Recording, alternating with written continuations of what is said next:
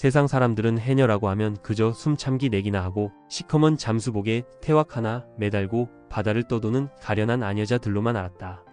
아이고, 저 여자들은 그저 전복이나 따서 자식 새끼 입에 풀칠이나 하면 다행이지라며 혀를 찼다.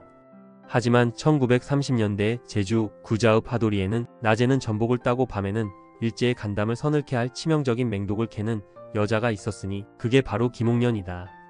그녀가 캔 독은 비역질할 때 쓰는 비소가 아니었다.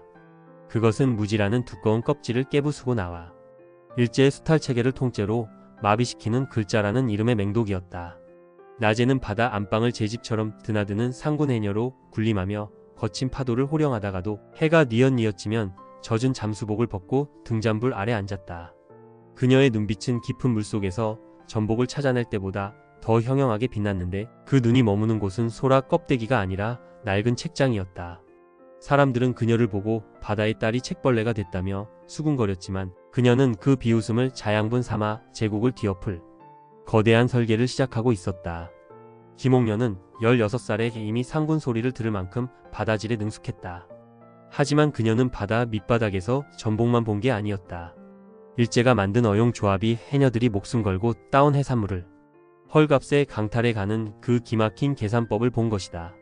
이건 세금이다. 저건 조합비다. 이건 수수료다라며 숫자를 휘둘러 해녀들의 피땀을 짜내는데 그를 모르는 해녀들은 눈뜨고 코 베이는 심정으로 당할 수밖에 없었다.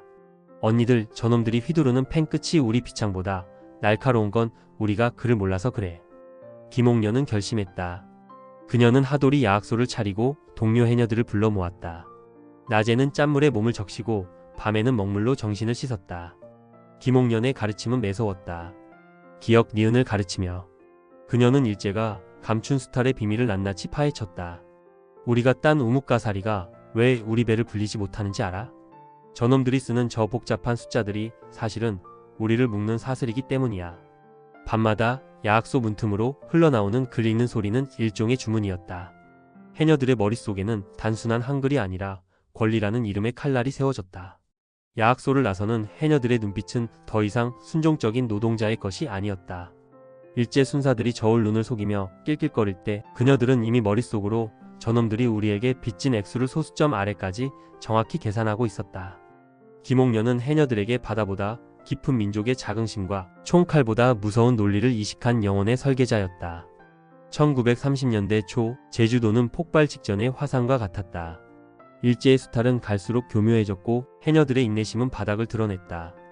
이때 김옥년은 야학에서 길러낸 동지들을 중심으로 해녀회를 조직하고 거사를 준비했다. 그녀는 알고 있었다. 뿔뿔이 흩어진 해녀들은 그저 파도에 흩어지는 포말일 뿐이지만 만 명이 하나로 뭉치면 세상을 집어삼킬 쓰나미가 된다는 사실을. 드디어 1932년 1월 김옥년의 신호와 함께 전설적인 제주 해녀 항일 운동의 막이 올랐다. 제주도 구자읍 새와 장날, 장터를 가득 메운 것은 장사꾼이 아니라 검은 잠수복을 입고 호미와 비창을 든 해녀들이었다. 김옥년은 그 대열의 맨 앞에서 파도를 가르는 뱃머리처럼 당당하게 서 있었다. 우리가 딴 전복은 우리 아이들의 밥이다. 우리 바다를 유린하는 놈들에게 우리의 매운맛을 보여주자. 그녀의 사자 후에 1만 명의 해녀가 일제히 호미를 치켜들었다. 햇빛에 반사된 1만 개의 호미날은 일제 경찰의 눈을 멀게 했고 그녀들이 내뿜는 기세는 거대한 해일이 되어 제주도청을 향해 밀려갔다. 일제 경찰들은 당황했다. 그저 전복이나 따던 계집들이 어찌 저런 기세를 내뿜는단 말이냐. 하지만 그들은 몰랐다. 김옥년이 밤마다 가르친 글자 한자 한자가 해녀들의 가슴 속에서 날카로운 화살촉이 되어 장전되어 있었다는 사실을. 김옥년은 단순히 시위를 주도한 대장이 아니었다. 그녀는 무지라는 감옥을 부수고 나온 해녀들에게 우리는 노예가 아니라 주권자라는 사실을 뼛속까지 새겨넣은 이 거대한 항쟁의 진정한 내이자 심장이었다. 그녀의 지휘 아래 제주 바다는 비로소 독립의 물결을 타기 시작했다. 세상에 무서운 것 없는 강심장이라도 시커먼 총구가 제 미간을 딱 조준하고 있으면 오금이 저리기 마련이다. 그것도 일제의 서슬퍼런 배운의 총검이 번뜩이는 현장이라면 말해 무엇하랴. 하지만 1932년 1월 제주 새와 벌판에서 벌어진 풍경은 기가 막혔다.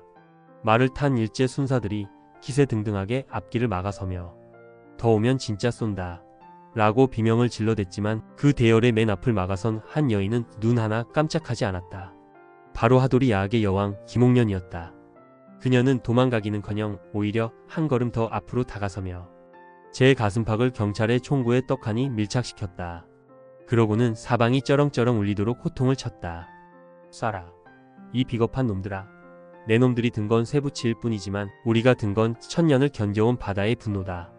내 가슴팍에 구멍을 내서 이 제주 땅을 내 피로 적셔봐라.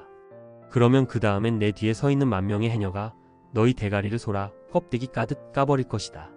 기세가 어찌나 등등했는지 총을 든 순사의 손등에 맺힌 식은땀이 바닥에 뚝뚝 떨어졌다. 김옥년의 눈빛은 깊은 바닷속 맹수의 그것과 같았고 그 서슬퍼런 기백에 눌린 일제는 결국 방아쇠를 당기는 대신 뒷걸음질을 쳤다. 자식의 입에 들어갈 전복 하나를 지키겠다는 어머니의 깡다구는 근대식 화기보다 무거웠다.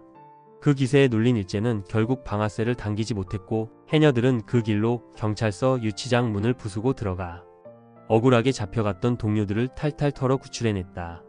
그날 제주 새와 벌판은 승리의 순비소리로 가득 찼다. 하지만 일제의 보복은 끈질기고 치졸했다. 결국 주동자로 지목된 김옥년은 차디찬 쇠고랑을 차고 목포 형무소로 끌려갔다. 그곳에서 그녀를 기다린 것은 인간의 탈을 쓰고는 차마 할 수 없는 혹독한 고문이었다. 취조실의 매캐한 공기 속에서 일본 검사는 그녀의 자존심을 꺾으려 혈안이 되었다. 누가 시켰느냐, 배우가 누구냐. 몽둥이가 날아오고 물고문이 이어졌지만 김옥년은 피 섞인 침을 뱉으며 껄껄 웃었다. 배우? 내 배우는 저 넘실거리는 제주 바다다. 나를 가둘 수는 있겠지. 하지만 매일 아침 제주 앞바다에서 터져나오는 만명의 순비소리를 너희 놈들이 무슨 수로 막겠느냐? 내 몸의 상처는 낼 수 있어도 내 속에 든 바다는 절대 말리지 못한다. 그녀의 몸은 고문으로 만신창이가 되었으나 영혼은 갈수록 서슬퍼렇게 날이 섰다. 6개월간의 미결수 생활 동안 그녀는 단 한마디의 비굴한 자백도 남기지 않았다. 오히려 감옥 창살 너머로 들리는 파도 소리를 자장가 삼아 동지들의 꺾인 마음을 야학 선생 시절처럼 다독였다. 해방 후 그녀는 다시 고향 제주의 품으로 돌아왔다. 머리카락은 하얗게 샜고 얼굴엔 거친 파도가 새겨놓은 주름이 깊게 패였지만 바다를 바라보는 안광만은 여전히 10대 시절 전복을 찾던 그 눈빛 그대로였다. 그녀는 2005년 98세의 나이로 세상을 떠날 때까지 제주 해녀의 살아있는 전설로 남았다. 그녀가 평생토록 내뱉었던 순비소리는 단순한 호흡이 아니었다. 그것은 압제의 바다 밑바닥에서 끝까지 버텨낸 자만이 누릴 수 있는 가장 뜨겁고 찬란한 자유의 포효였다. 이제 우리가 그 소리에 답할 차례다.